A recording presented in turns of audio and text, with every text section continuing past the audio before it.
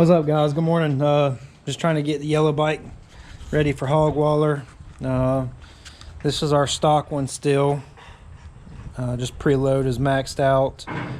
It's got the 30x9 skinny Zillas on the skinny 14x6 SS wheels, the SS 212s.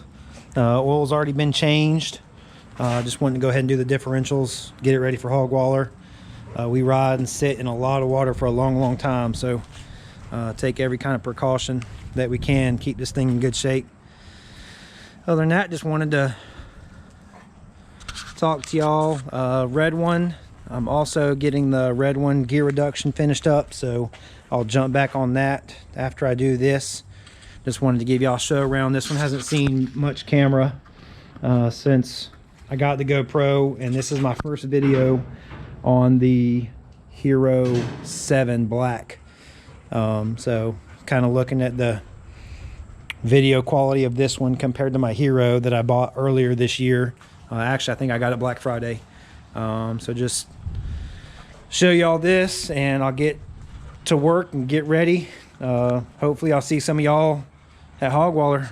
Let's go.